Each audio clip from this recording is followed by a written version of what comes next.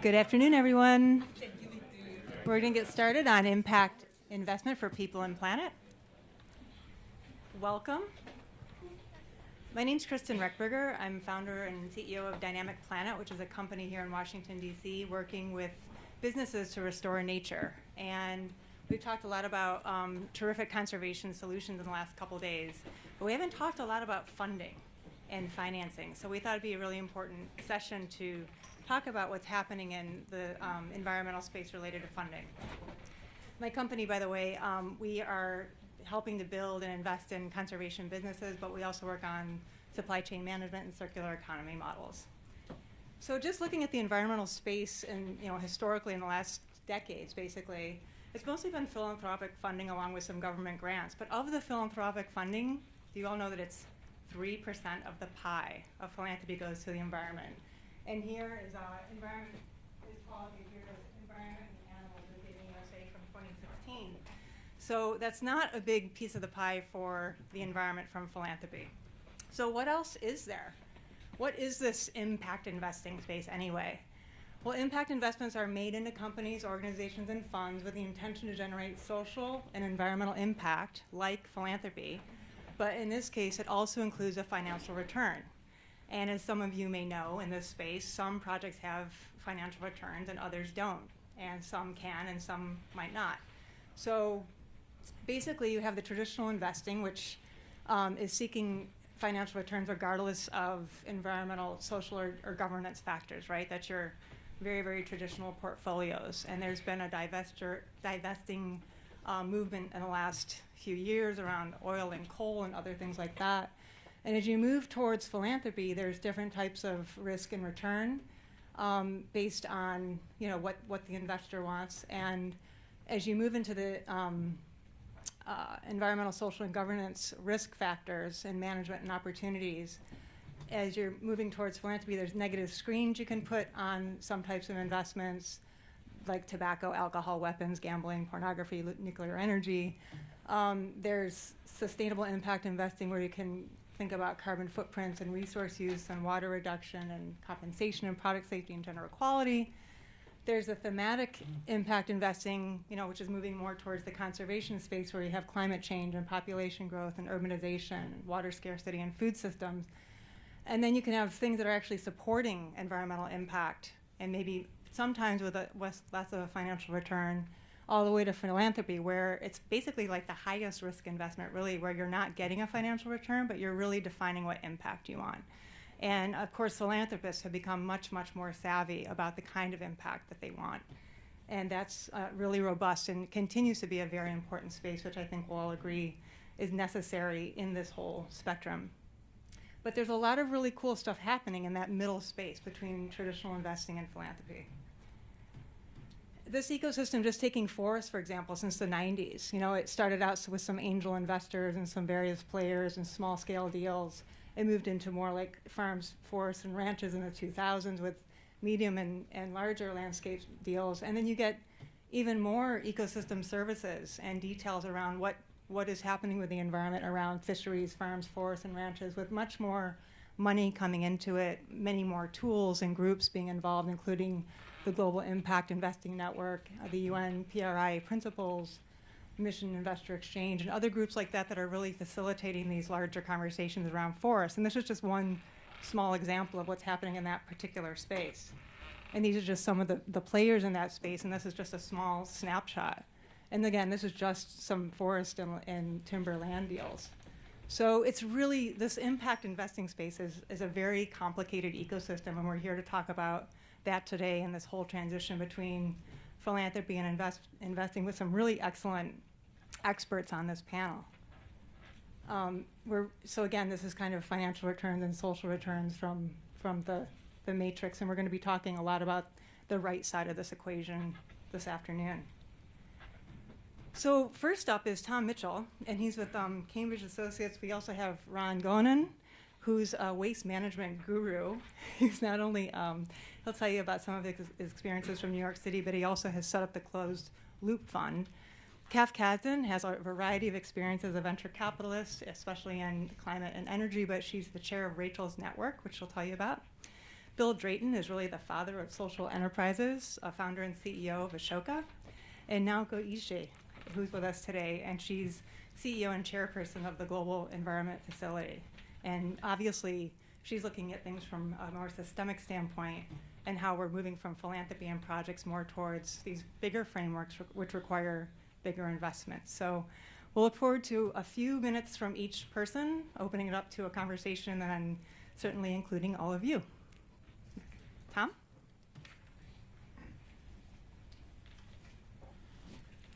Thanks, Kristin. Oh, look, there's a clock here. I can keep track of my time so I don't take too much of it. First of all, it's wonderful to be here with all of you, and an honor, I guess, to get to go first with such an esteemed panel. Really, I'm an investor, and I design and manage endowment portfolios, I guess is the key context of how this will flow through here. But really, I came to investment from the world of social entrepreneurship, which Bill helped really identify, define, and catalyze. So, there's a lot of, and Ron being a circular economy guy here, there's a lot of just circular thinking and activism, I think, that's brought us all together. And that's common in the impact investing world. So I'm going to tell you a bit about what I do and why that informs the impact investing world. At Cambridge Associates, we're a global advisory firm. We were up on the list of the slide that Kristin put up there, where we have been around for 45 years, really got our start advising U.S. endowments, colleges and foundations,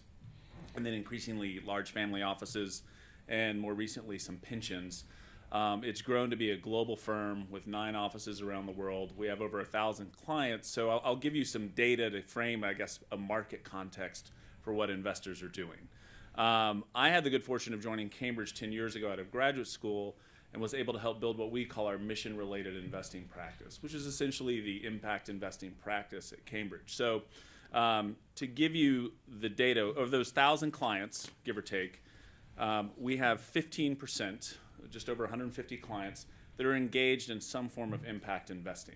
So if you go back a few slides and think about that range between traditional investments and philanthropy, that space, in those bars, we have clients doing some form of very intentional active engagement around either values-aligned investing, considering ESG factors, or really trying to drive change in certain markets or ecosystems.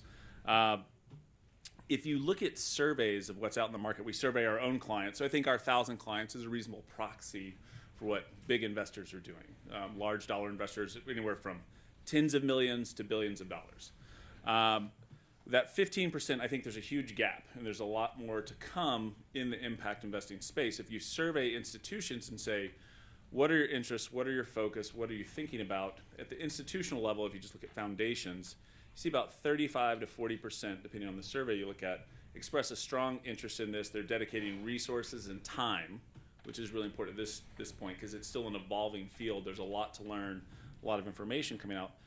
But you see people are gearing themselves toward doing more aligned or impactful investing. So we're going to go somewhere from that 15 to 35 to 40, I think, over the coming decade, plus, give or take a few years, as we see what institutions are doing. You also have to think about what are the opportunities. So, talking of Kef, there's some scars and some hard-won lessons that all of us have from early days of impact investing, because to be successful investors, you do have to be successful more than half the time. And as an advisor and work with your clients, if you bring them bad investments, they won't do more of them. So as we think about impact investing and how we put capital to work, we want to make sure we're successful. When we look at the opportunity set, over the 10 years that I've been at Cambridge, we have a proprietary database of which we track investment funds similar to what Ron will tell you about what he does.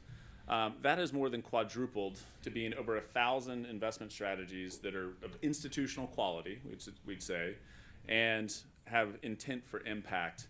So that's quadrupled in 10 years, but the quantity and the quality of those have increased. We see a lot of big market players coming in and dedicating more time, resources, and capital to that, and also a lot of creative people coming out of the social entrepreneurship side, developing ideas and businesses and making them investable.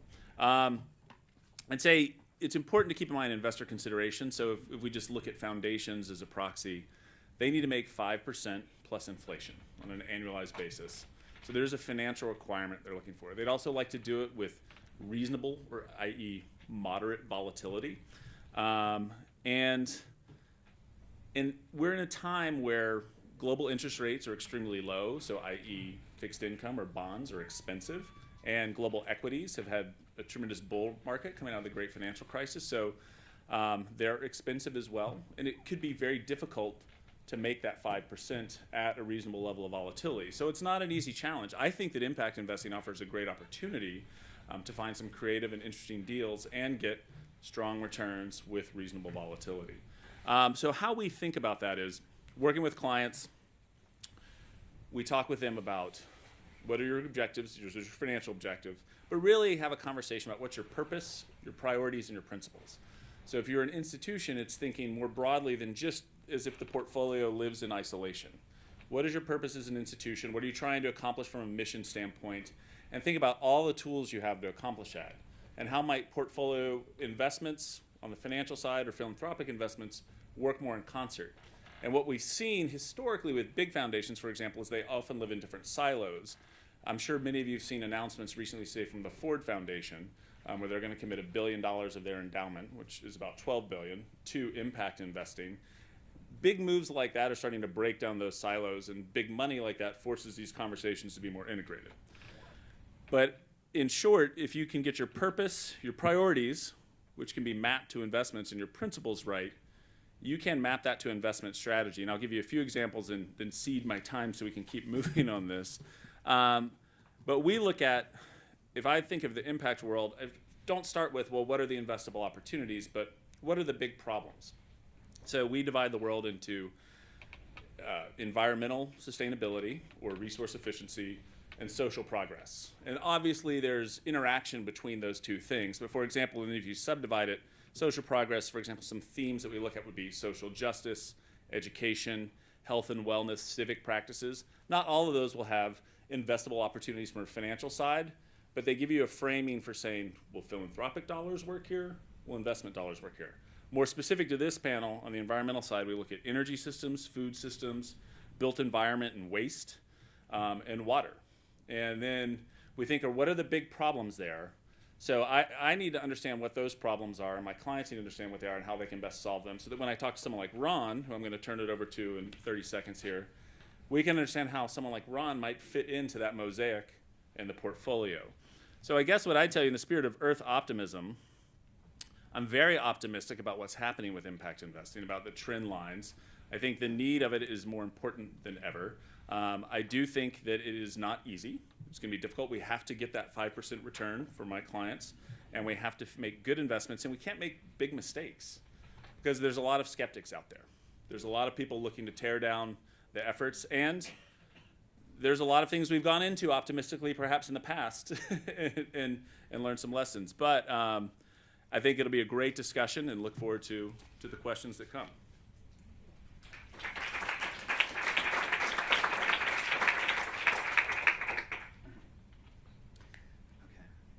That's the timer right here on the upper left-hand side. Just want to make sure okay, great. I see a clock. Okay.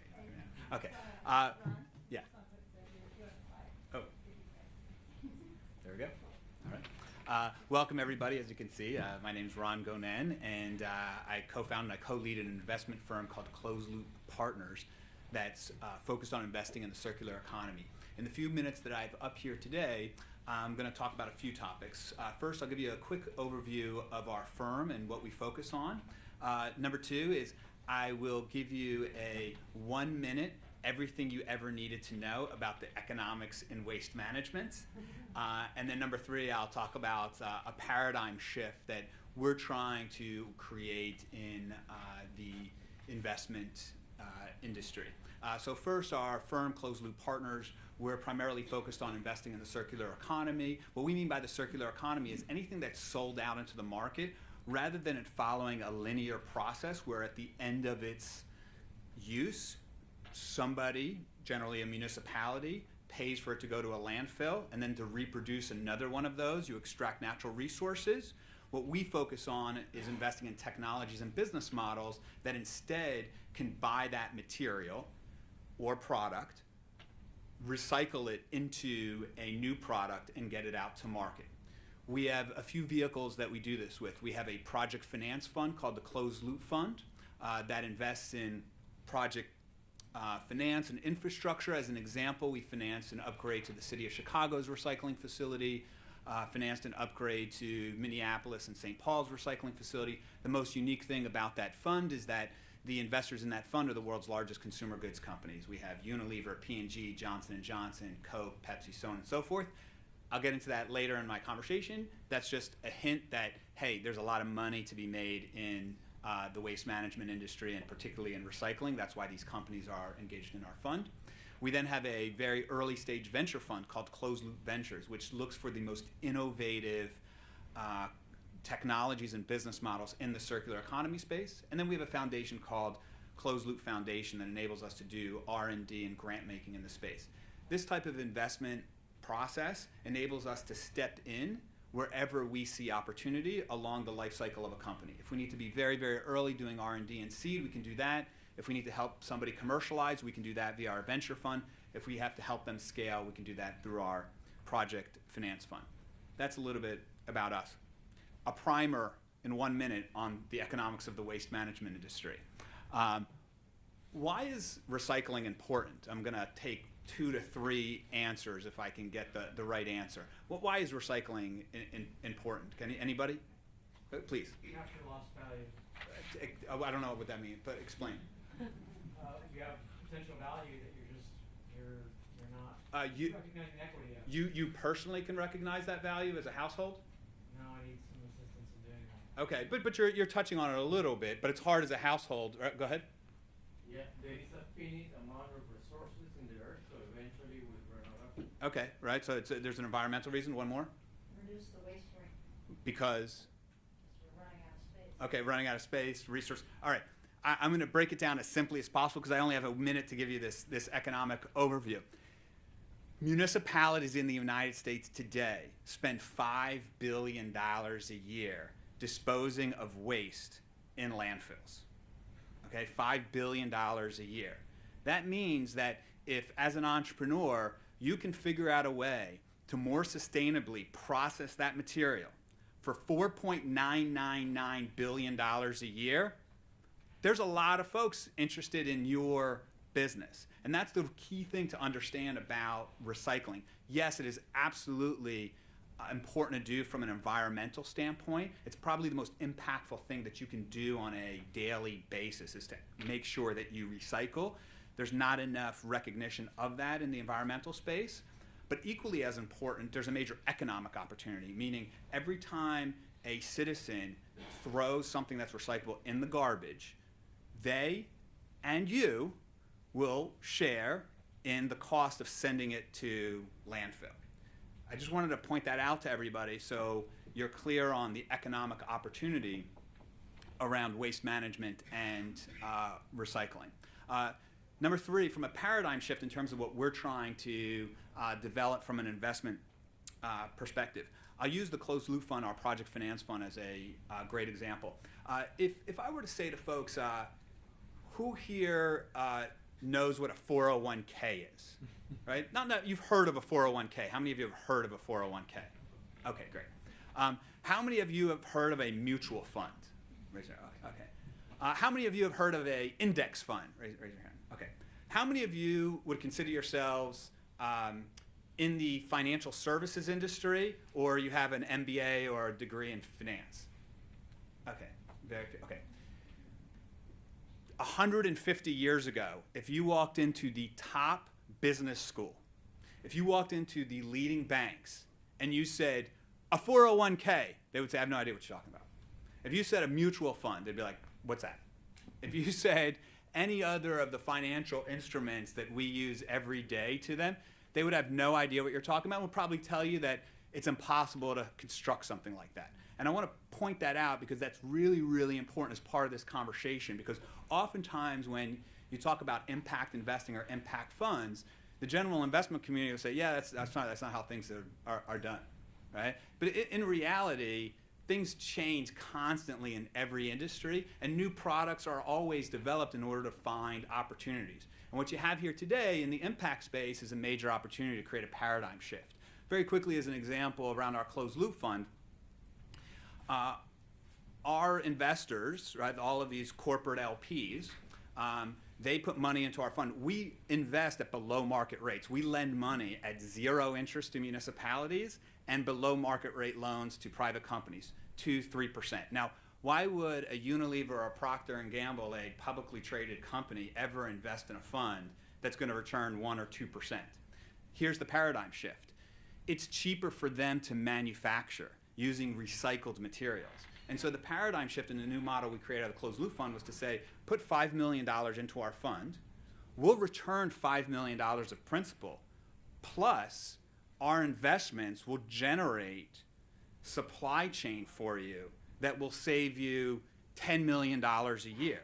So over the life of a 10-year fund, you put $5 million in, and you actually got $5 million in cash back, plus $100 million in either revenue or cost savings. CFO, does this look like a great investment for you? Absolutely. That's what we're hoping to prove out with our project finance fund, which then creates a new model for how you invest, which is not just to, hey, I put $1 in, how much cash am I getting out? But I put $1 in, how much cash am I getting out? Plus, what other value did you create for either me personally or for my organization in terms of infrastructure or services that created additional revenue or savings? So I'll stop there. Great. Thank you, everybody.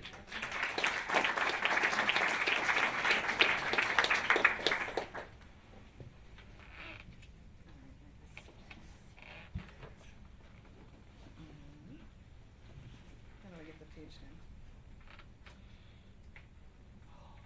Oh, sorry. Oh, no. There we go. Oh, all sorts of things. Actually, the wrong doesn't matter. These are some of the right things. I've done a lot of things in my past. Hello, everybody, and thanks for coming to this panel. So I'm going to talk primarily about the venture capital perspective to investing, which does not typically impact investing, actually, and then how sort of the lessons learned from that when it comes to energy investing and some of the transitions I've made in my own career. I started to get involved in investing as a venture capitalist in a very interesting way, where we were working with very early stage technologies, actually out of the Department of Energy and out of the Department of Energy laboratories. And actually, I'll start out with a shout out to science, since there's the March for Science today.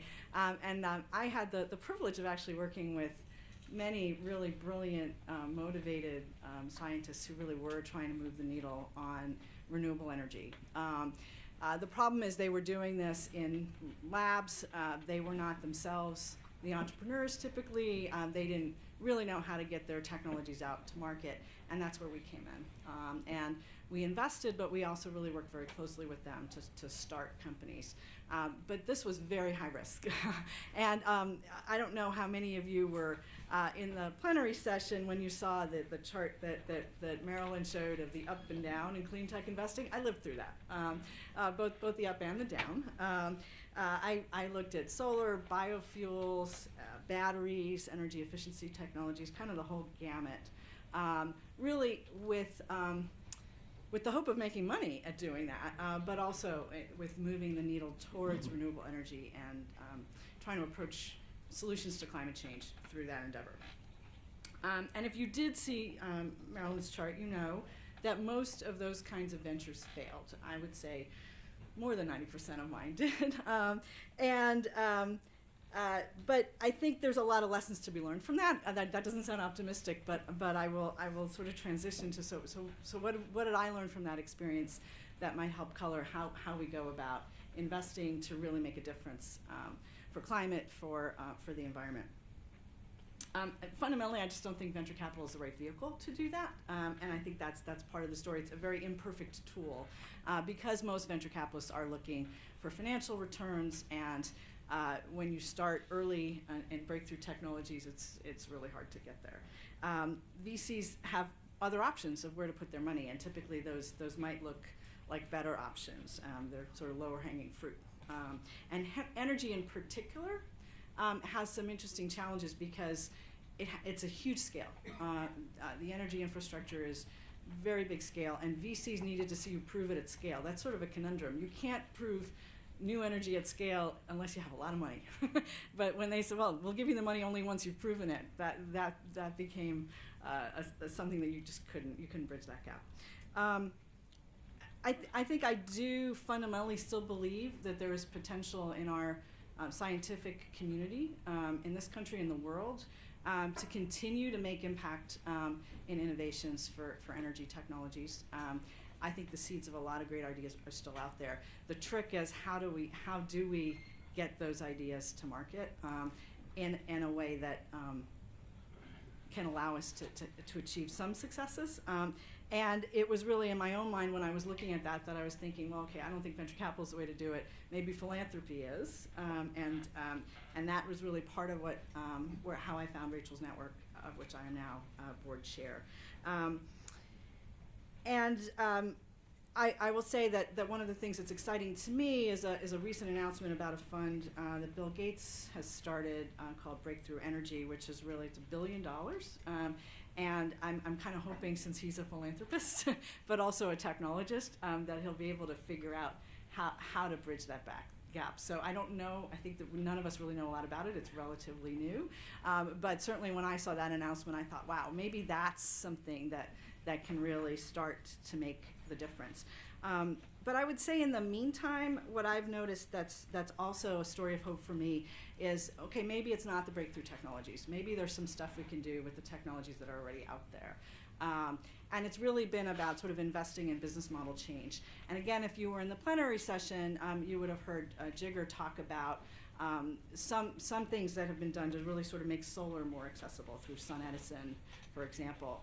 And the great news about that, even though financially some of those things didn't quite really get the returns for VCs that they wanted, it has created a much broader adoption of renewable energy technologies, and through that has actually sort of driven down the cost of wind and of solar, so that we don't necessarily need those breakthrough technologies, even though there are some scientists still working on those. I have one example of a company I've come to know of through one of the other hats I wear, which is I teach a course at Princeton University about entrepreneurship. And this is a group that graduated a few years ago now, and they've started an organization called Solstice. It's based up in the Boston area.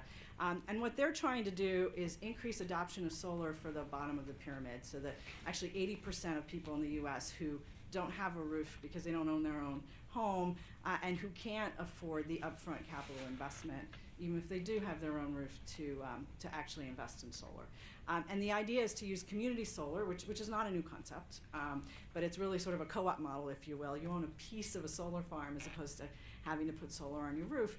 But their idea is really about customer acquisition, using community organizing tools. They were actually people who were in the first Obama campaign and then worked in the White House, but to use community organizing tools to bring people into community solar and have them be able to buy a little bit of it. Their challenge right now is that even if you're not having to put solar on your roof, you still need to be evaluated for your financial feasibility as if you were taking out a mortgage on your house.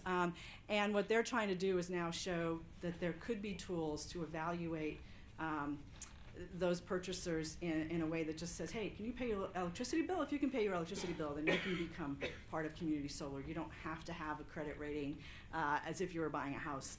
And they have actually received some Department of Energy funding to investigate those kinds of models. So again, business model changes that can really potentially make the difference. And I'll close just to get back to Rachel's Network. Some of what we're trying to do at Rachel's Network is really look at market mechanisms for moving the needle. I don't know that I'll have time to go through some examples, but really sort of collective philanthropy. So each of our members does her own philanthropic work, but we're trying to sort of bring people together to collectively fund solutions and opportunities. And actually, as a good segue to that, and to the next speaker, I'll mention one of our initiatives is actually a partnership with Ashoka, where Ashoka was looking for more women, environmental social entrepreneurs into their network. We used our network to supply that pipeline, and then we fund the fellow on the other end. We're now working with our second fellow, and it's been a tremendous partnership. So I'll just leave you with some of those thoughts about the transition from maybe a model that doesn't quite work for impact investing to some new opportunities using philanthropy to try to move the needle. Thank you.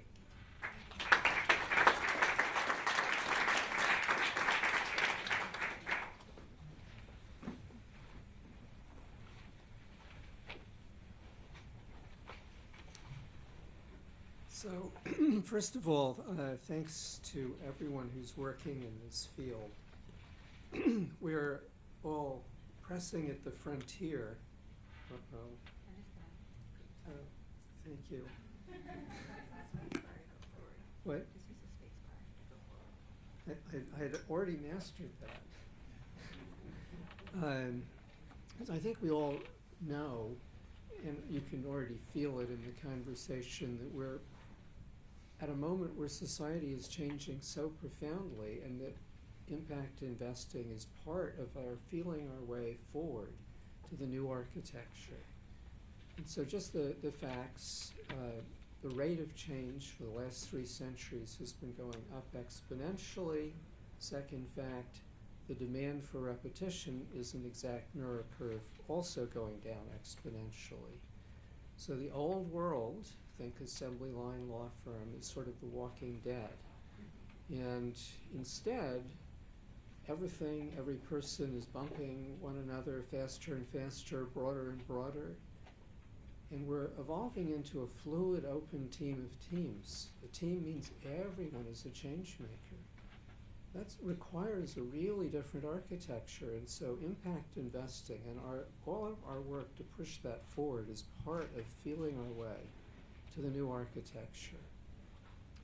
That architecture puts people in charge. It's an everyone a change maker world, so that's an element you'll see running through here, and impact investing is part of that empowering process. Now, there are 3 different levels of impact, and it's very important to understand that because they're different games. So there's direct service. We do need someone to build an organic farm and make it work, and that farm needs investors. But then the next level is pattern change, and that's where entrepreneurs come in. And the third level is mindset change. So the whole field of environment is a big mindset change.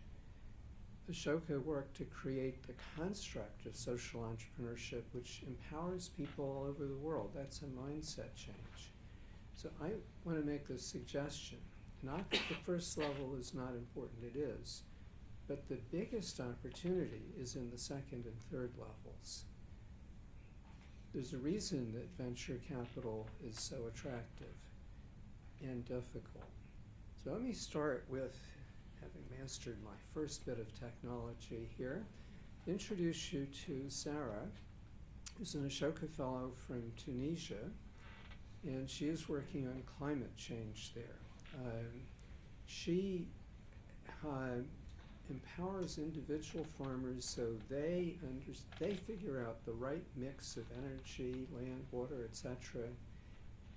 And she introduces things like acacia trees and different marketing structures. So the average farmer has their income go up by 60%. She's at a couple of 100,000 acacia trees. Her goal for the country is 2.9 million, and it's moving out to other countries. Now, there's another thing about her story I just want to tell you about. She started getting her power at 11. And at 15, she started as an Ashoka Youth Venture, beginning to feel her way towards this. Now, this is really important, and in everyone a change maker world, it is essential for every young person to know they're a change maker in their teens. If you don't do that and you haven't practiced it, you're not going to be in this game. Second point, the environmental field has to develop the next generation of environmental leaders. But if we invest in the young Sarahs, there's not going to be any shortage of environmental leaders for the next generation. So these are all multiple levels of very high impact. So let me just quickly give you one or two other examples, and you'll see the pattern. It's very common all across the world that the environmental movement, local groups, no one can deal with the industrial pollution problems. They're just too complicated to, what do you do with transport and freight for a local group in Brazil, or a business, or a government? So another fellow has, okay, let's make sure we get those tools to everyone, and you can see the power of that. As the density of people relative to environment increases, multiple use becomes more and more the framework that makes sense. Well, that's a whole other dimension where entrepreneurship comes in.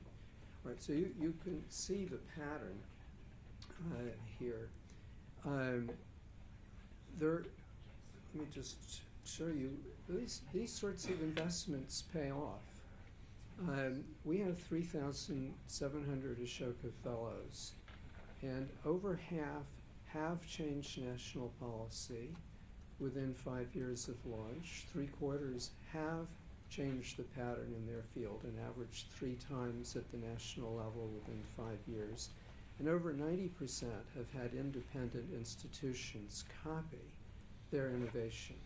Now, these are all measures of pattern change. If you try to measure the impact of an entrepreneur using the measures that are appropriate for direct service, which is what scaling usually means, you're messing the situation up. If the goal is pattern change, you got to measure pattern change.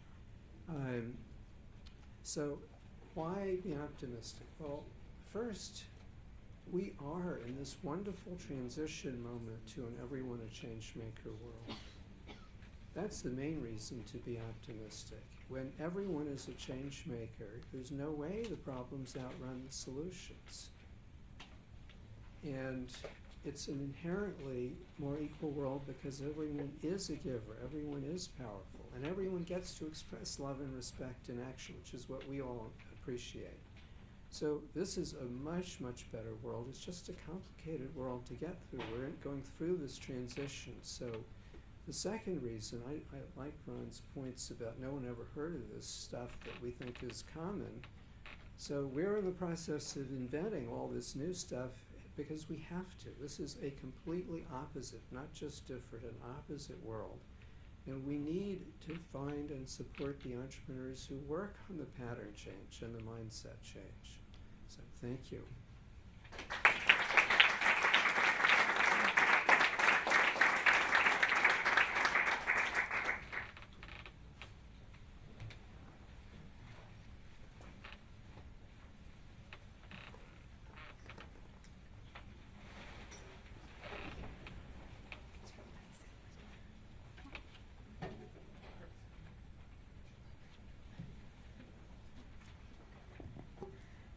Good evening to everyone. Very happy to be here. My name is Naoko Ishii. I'm the CEO and chair of the GEF Global Environment Facility, which is actually created 25 years ago to serve the 3 Rio Convention, the Climate Convention, Biodiversity Convention, and Land Degradation Convention. And since then, we have been working with many of you to how to save the planet. And it's a huge challenge, but also huge opportunities. I just want to make 3 points in my time.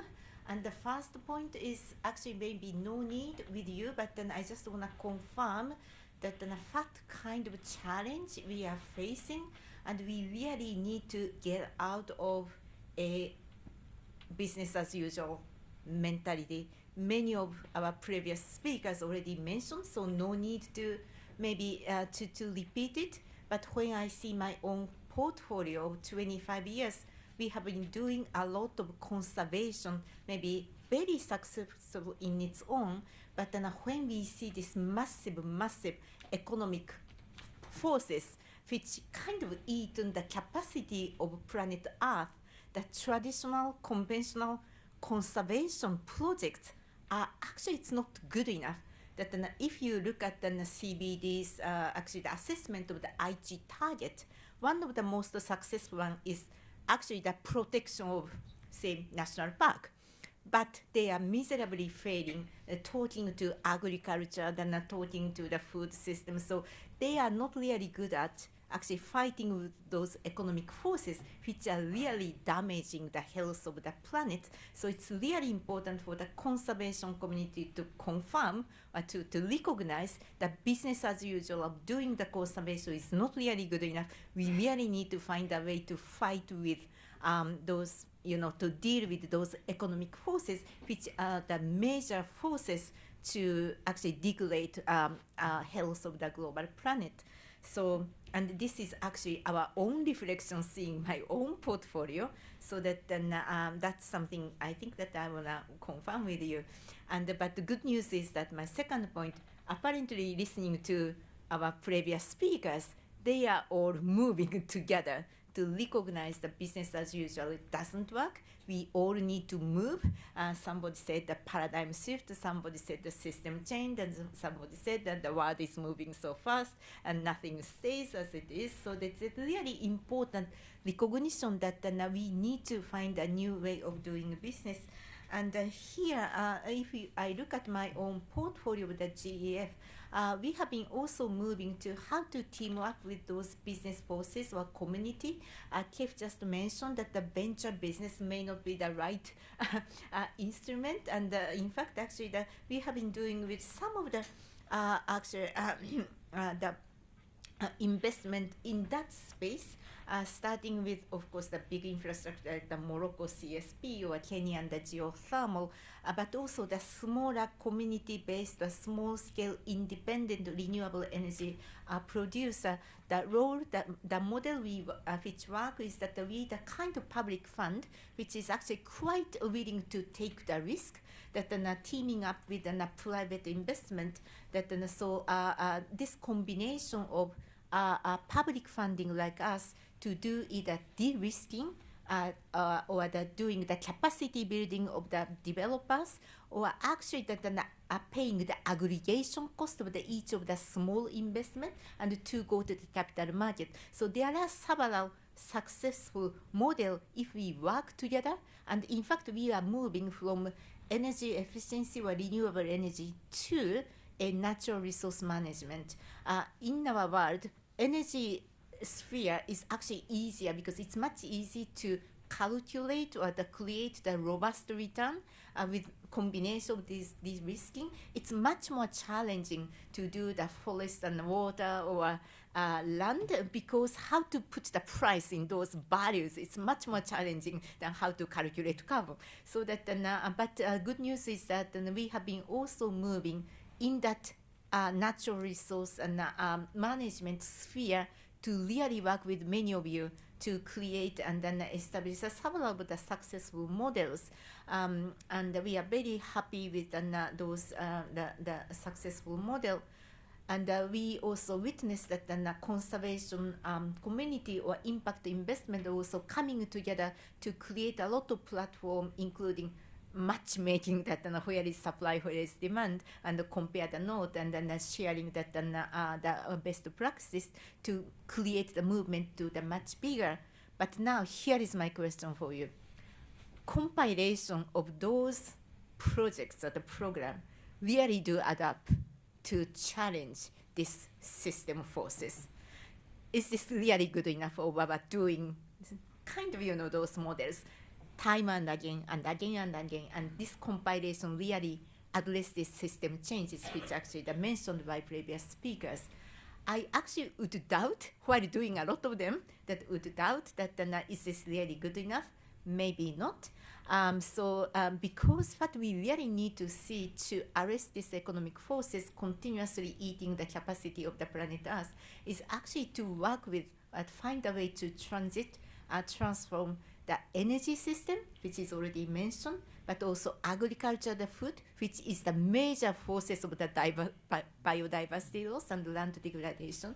How to work with the cities, already mentioned by several speakers. City is really, major forces in also the opportunities to make it right in the going forward for next 20, 30 years. Then the last area we want to work with is actually the circular economy. So this is my third point, that while we can continue to do this impact investment, the important thing we need to address is that this compilation of the impact investment to really address this much needed system change. Can we really enhance that transit of the energy sphere? Can we really make the city effective to fight against climate change and also make a sustainable development? Can we really transform the energy and food system to the more sustainable? Because it's already 35% of the land is used for food and agriculture, and then and already that then 1/3 of the GHG is 25% of the GHG emission is in this sector, and we need to feed that 9.5 billion going forward. How these two things kind of compatible? So it's major shift is needed for this food and agriculture. So by our doing just a conservation program, the project is really addressing it. So that is actually my question for you. And then we really need to work together, already mentioned by previous speakers, to find a way that our effort really create the movement, but not only just doing the same thing, the more and more, but further the key to transform those economic systems is how to involve the policy that and the pricing or incentive structure. So that I just want to give you in my ending just two quick examples. Further, I see the bit of the opportunity moving towards that space. In Davos and World Economic Forum this year, we actually launched the one facility together with Unilever and Norwegian and Indonesian. That this is a production, protection, inclusion facility. The idea is knowing that palm oil is the major forces of deforestation, but it's not really good enough to do the small project here and there because it's just pushing palm oil to African continent. So how we can bring them together? We need a national government, we need a prefecture, the state government, which is responsible for forest code or tenure right, and we need to bring that both the big supplier and the small hold that together, and we need a commitment of those supplier, but also retailer or the brand, and we need a commitment from consumer side, so that this facility idea is to bring all those key actors together and come up with a space that how we can realize sustainable farming and how to achieve the scale. So it's just one example that how we can bring all key actors together to transform the system and also achieve the scale to go to the capital market. So there is another example of the coastal fishery, but I'm aware of my time is up, so that okay, another small example is, and I see a lot of coastal fishery, the ocean, the glue here, where the idea is that the coastal fishery also that face a lot of challenge. One of the fund which actually launched last year is so-called the Meloi Fund. This is basically creating the community, the alliance with coastal fishery community, which is used to be actually the sources and the forces of that exploiting the fish, but by creating a coalition with the fishery community, actually involving the not only national government but the local government, which could provide that assistance in terms of money but also capacity building, then that philanthropy fund and fund like us to create this coalition, how we can help that small fishermen's community to transit from unsustainable to sustainable farming, in this case fishery, and put all those forces, including local community and government together, and again to go to the capital market to achieve the scale. So these are important. To me, it's a very exciting that a fund. Again, the key is that it's not only just produce. We really need to bring that policy and the pricing together that otherwise we can't really transform the economic system.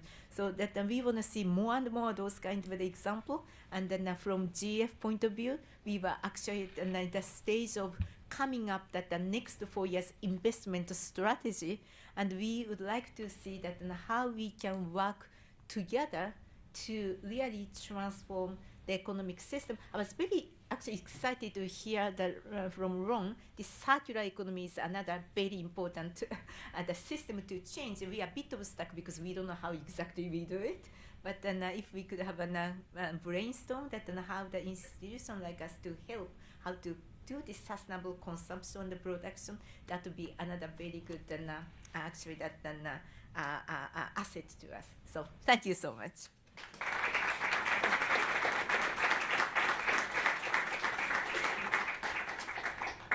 And apologies about it's Naoko with an O, not an I there, in case you're going to follow her on Twitter. So any comments from the panel on each other's openings? No? We talked a little bit about conservation products, and I think it's been a bit of a burden on the NGOs to figure out what do people want to invest in when it comes to conservation projects, right? And then you hear, if you talk to investors, they say, well, we have a lot of capital, you just need the projects and the pipelines built. So there's that issue of alignment, and I was wondering if you could maybe address from each of your perspectives. Bill brought up measurement from his perspective with the social enterprise and philanthropy side, and you have to know before you start the project what you're measuring to understand the pattern changes and things like that. And I also think there's an issue of language, obviously, between the conservation community and the different types of investors, and that's a whole nother discussion of how we talk well to each other. But there's more and more tools out there through ecosystem services and natural capital protocols from the conservation side, and then from the corporate side, there's the more and more ESG rigor. And I was just wondering if you could each speak to the kinds of alignments that we need to keep building to create the scale that we're all hoping for. Sure, whatever. There's a mic. You can. I think we got the narrowest room with the least mics, so sorry about that. Okay. So I work with a foundation that has a philanthropic mission for land conservation, and we've been working with them for the last 2.5 years on how do we express that in the investment portfolio. And it's been great. I think that we've found some really good and interesting things that they can do, and it's also created that dialogue that I mentioned earlier between the philanthropic side and investment side that was necessary. So I think the focus on conservation leads to some bigger thinking about what's happening in the world with respect to transition to a low carbon economy, the risk and the opportunities associated with climate change.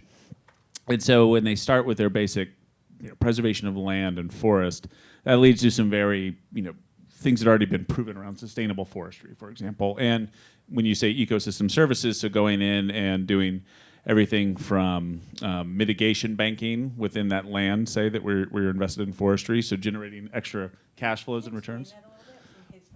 Sure. So particularly here in the U.S., you have a regulatory framework with the Clean Air and Water Act that allows for mitigation banking. It inspires some debate on the impact side, I think, because nothing else, you have to say have no net loss of wetlands.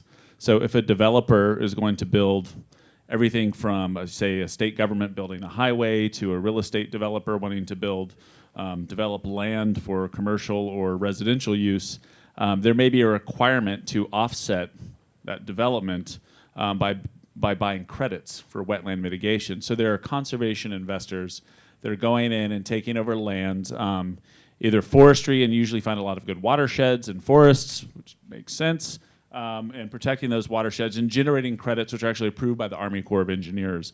You actually have other people going at larger scale and going into coastal properties or wetlands that have been degraded and rehabilitating those wetlands, and then there's a measurement system at which you can say this is what a monetary value of that is and the credit. And so generating then, and in those, when I go back to the point of I need to find that 5% plus inflation and low volatility, if I look at a sustainable forestry investment that's got ecosystem services layered in that, I find a nice steady stream of cash flows and some risk protection because there's hard assets underneath it. There's the land and the trees that if the world does go in a very bad direction financially, you have that risk mitigation there. So Those are virtuous things that are happening, and there's been a lot of innovation around what are other ways that you can price biodiversity and ecosystems. And the fisheries examples, people concerned about carbon say, well, we need to protect fisheries because a fish has about 1/10 of the carbon intensity of a cow.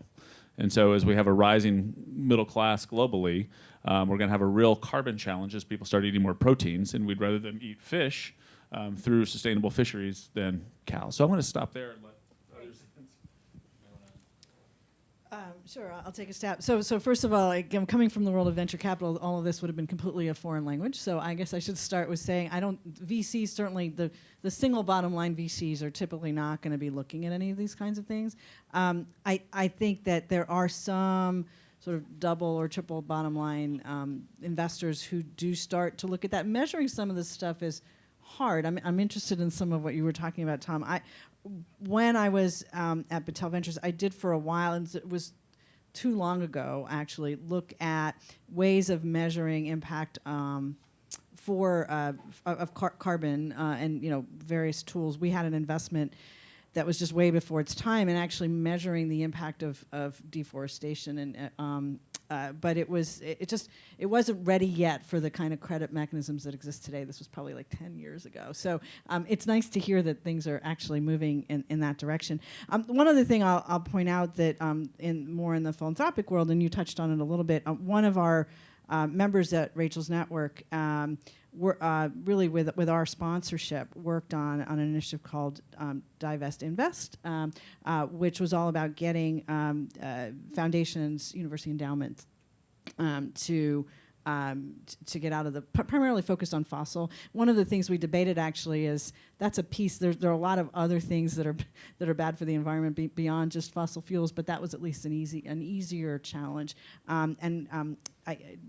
The numbers are quite impressive in terms of how many foundations and endowments and how many dollars have now been divested from fossil fuels. The invest part, I think they're still working on. So, but that's just one example that does seem to have really taken off. So I guess that's the way I'd answer the question. Does anybody else want to? So I back to the question of the entrepreneurial level as versus the individual investment level. So we do need a lot of investments in individual deals. But when you're investing in systems change, it's really quite different. And you need to think about it differently. And given that the faster things change, the more systems changes become important. So you mentioned the amelioration device. Well, that's a variant on the bubble or emissions trading. That was a major innovation that we introduced in the Carter years. And that is a systems change. It's been going on for decades. So when you think about investing in systems change, there are probably some elements that are always going to be there. Who are the entrepreneurs, and how do you evaluate them?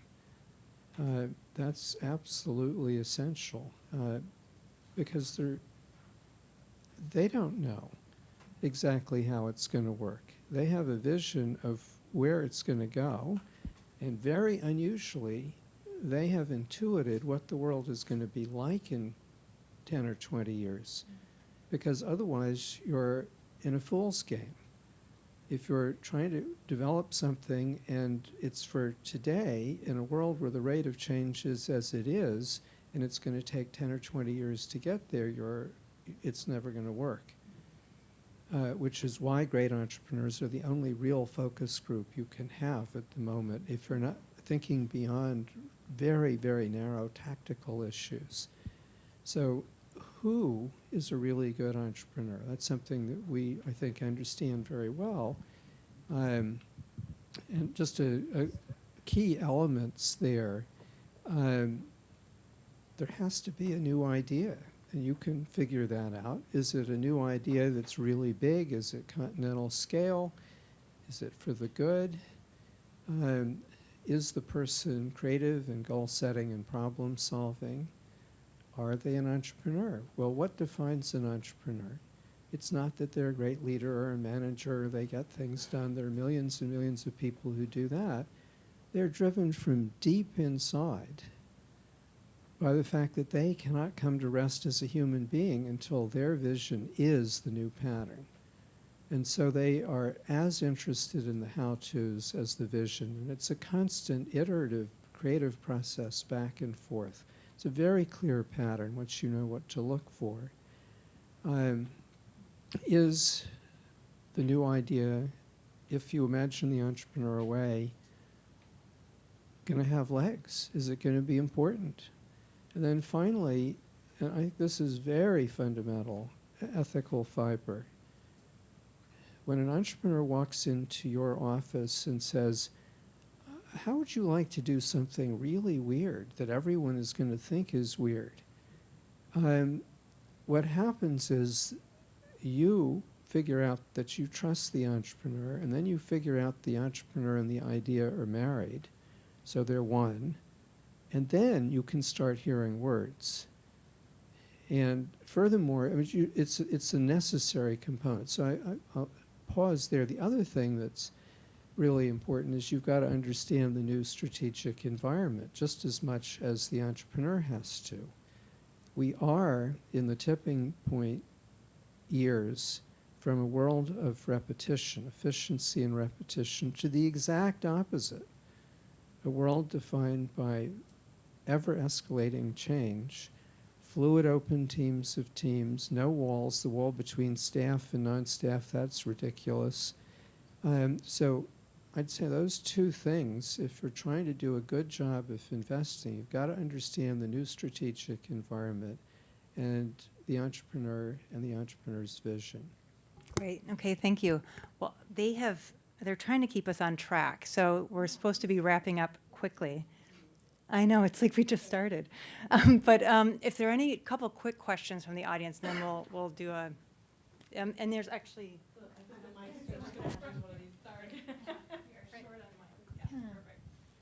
Thank you, great panel.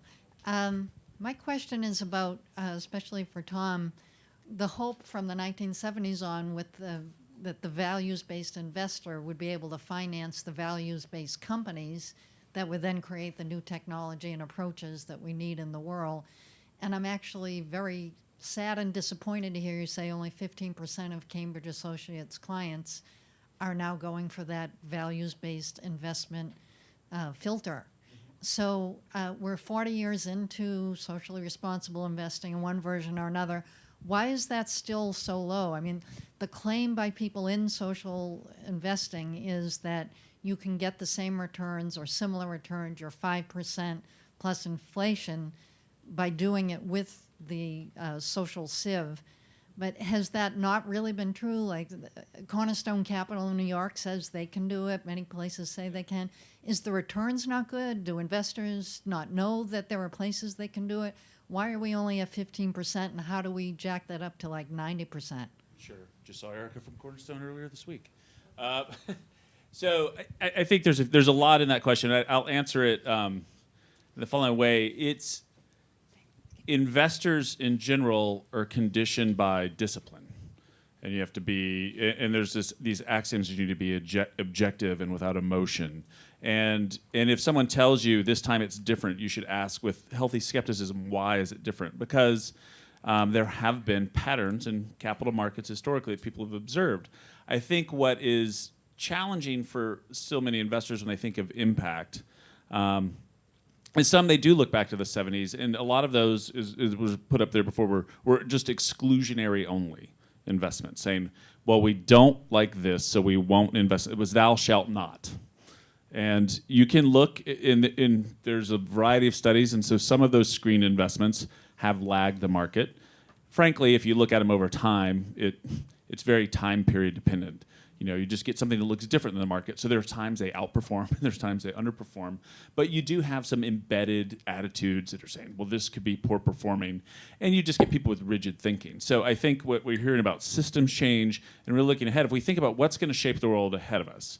So if you're really a long-term investor, you say, okay, there are 4 things that are going to matter significantly. climate change and the risk and opportunities that drives. Global demographics, we're going to go from 7 billion people to 10 billion people between now and 2050, and that's going to create a lot of pressure on resources and a lot of need for resource efficiency. Innovation, the rate of change, technology, that is inexorable. We've seen that. Moore's law has been proven over and over, and all the things Ron mentioned. Some of those companies you mentioned have happened. Ron and I were just talking about this recently. Ben and Jerry's did happen, and it's successful. I mean, they're not just the only example, but there are virtuous companies out there that people have invested in. And then you just have the volatility will come from just policy being more iterative along the way. Will create risk and opportunities. Policymakers may jump or may take a long time, and investors will be buffered by that. I think that what you do have from the 70s, people that started investing in a socially responsible manner are much more comfortable with it, and have also been the ones pushing into impact investing. So I see optimism at 15%, because frankly, that's doubled.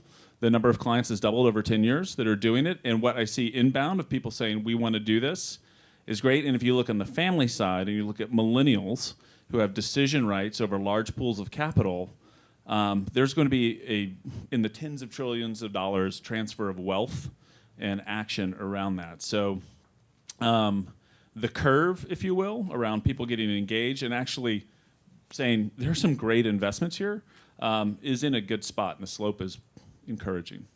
And more to come with them, Yes. right? Yes. And more.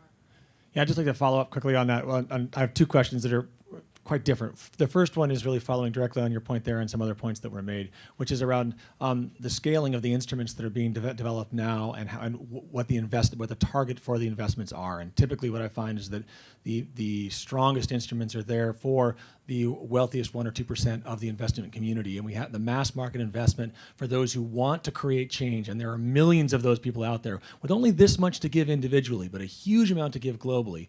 What's the strategy for reaching that community with instruments so that your wealth management advisor for the $500,000 investor has an answer to the question, I want to invest responsibly? Because they generally don't, right? So, and then the second question is, one community that I would love to incentivize to be better entrepreneurs, to keep up with the pace of change, is the knowledge creation community in academic communities around the world. How do we build instruments that incentivize entrepreneurial spirit more rapidly in the non-tenured professors all over the world that are coming up with ideas and aren't necessarily well enough connected to the investment communities to create value rapidly enough to meet the pace of change that we're seeing today? Right. I'll answer the first one and pass the mic so you guys don't just hear from me. But Bill and I were talking about this your first question even before the panel started, and it's a common question. So if you look at where pools of capital lie, yes, I feel very lucky that I get to work with some of the largest, most sophisticated institutional investors. I can't invest like them. I would love to do it. I can talk my way for a small amount into some of these funds that I get to know well, but it is, those things are where it's kind of, it sits on the mountaintop, and how do you bring it down? If you look at where the pools of capital, you mentioned 401ks, the largest pools of investable capital are in defined contribution retirement plans. So when you're looking at things like to invest with Ron, you do need to be an accredited investor to invest in a private. There are legal rules that stand between people. What I would say is technology is enabling a lot. There are a lot of people working on this right now thinking, how can you make retail investing more accessible and people to invest for impact? So you already see this through crowdsourcing, right? So like Kiva, for example, was a great innovation. You've seen a lot of people building off that model of saying, how can we individually select where we want to make an allocation of capital that aligns with our values? I think that the data around environment, social, and governance factors has become much larger. You've had big companies like MSCI buy into it, and then asset management firms like BlackRock have adopted it, and they're putting out products that are at cost parity. There used to be a premium. When Calvert would come out with a fund, and Calvert has now been acquired by, but they would charge a premium for the SRI work on it. Those premiums have gone down, and there's a lot of price parity, and there's a lot of effort to push those things out into ETF markets. So not as sophisticated maybe as investing in the Malloy Fisheries Fund or investing with Ron there, but there's a start, and you need structures to help get that into 401k plans. Because a lot of people, we all think about capital allocation on a daily basis, and most people would like to do it once a year when they sit around and have like downtime over the holidays and then read reports. I'd like to just tie that question into some of the earlier comments and then give you some ideas in terms of how you can deploy your capital. I have a big interest in the intersection between data and public perception, because oftentimes what the data tells you is completely different than what's the public's perception. Freakonomics was really the first kind of popular book to come out and demonstrate that oftentimes people's perceptions was completely different than what the data was showing you. And to the question about what happened in the 70s, there was another movement going on in the 70s, which is in the 70s, an economist named Milton Friedman started coming to the forefront of business, where he really promoted a concept that got adopted by most of the major business schools, that the only thing you should focus on as an executive is the bottom line. No regulation, don't worry about polluted, don't worry about anything else but that bottom line. And that actually ended up manifesting itself in popular culture. One of the most popular movies of the 1980s was a movie named Wall Street. Okay? Michael Douglas gives a talk about how people come up to him all the time at parties, hedge fund guys, bankers, people in business schools, go, I love that character, Gordon Gekko, man, greed is good. And Michael Douglas looks at them and says, you know he ends up in jail at the end of the movie, right? Okay? So greed is not good, but unfortunately there was a perception created amongst people graduating from business schools in the 70s and 80s that, it's just, you just got to drive that thing to the bottom line. So that's a perception. Now, let's look at the data. Okay. In the last 20 years, if you wanted to invest in the grocery business and make more money than anybody else, you should have been a seed investor in Whole Foods. If you wanted to invest in the outdoor apparel business, okay, the best thing you could have done was been a seed investor in Patagonia. If you wanted to invest in the baby food industry, Happy Baby, right? There's a long list of companies that if you would have come in as the seed investor, early investor, you would have outperformed everybody in the industry. That's just what the data shows you. Now, you walk into a chief investment officer at a family office, and they'll tell you, impact investing, man, I don't know, it's risky, I don't know.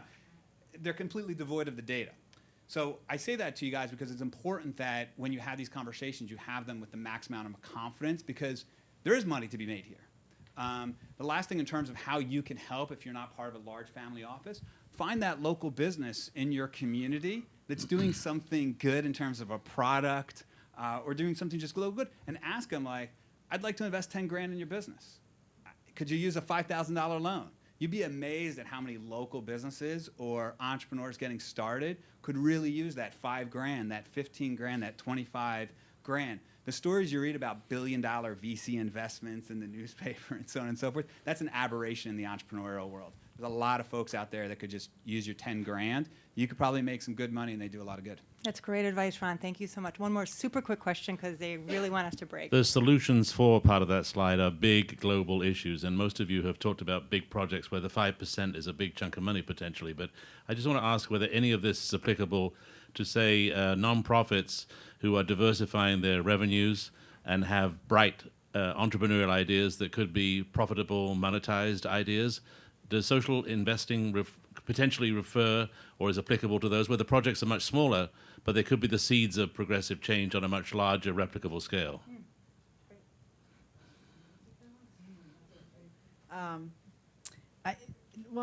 I guess I would say, yeah, absolutely. And I think more and more, so I teach this in my class, in that entrepreneurship can cover, there isn't any, we should get rid of those lines in between entrepreneurs, between those who are solely for profit and some that are solely not for profit. In fact, I just heard someone the other day use the term trans profit, so if, like in gender, if it's not binary anymore, for profit it shouldn't be either. And so it's about how can we think about these things as being more fluid and look at different sources of income streams and revenue streams for ventures that are also doing some social good. So I think that again we've got to change the paradigm. The way people think is still to putting people in boxes.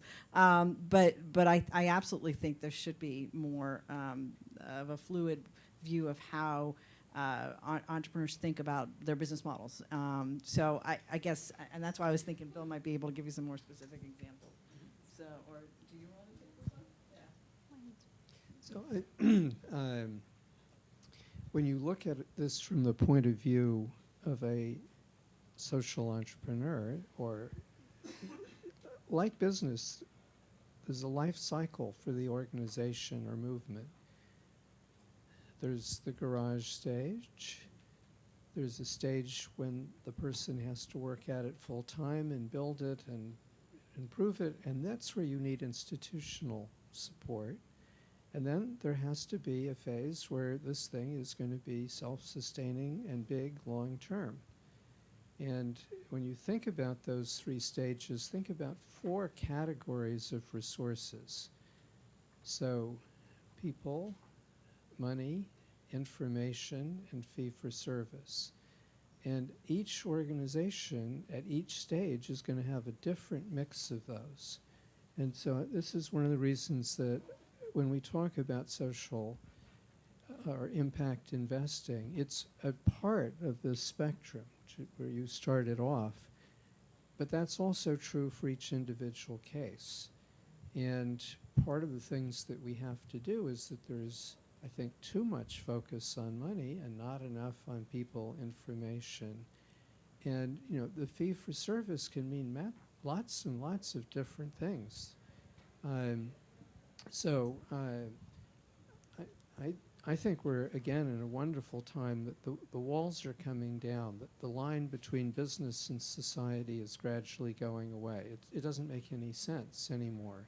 We still have legal structures and we still have financial institutions that are, typically the operations change first and the finance and legal structures come later. But you're exactly right, and it's so clear in everything that, as you said, it's the, what was it, baby whatever, something or other? Happy baby. You want to be there with happy baby if you're concerned about money. Well, the same thing is true if you're concerned about human rights.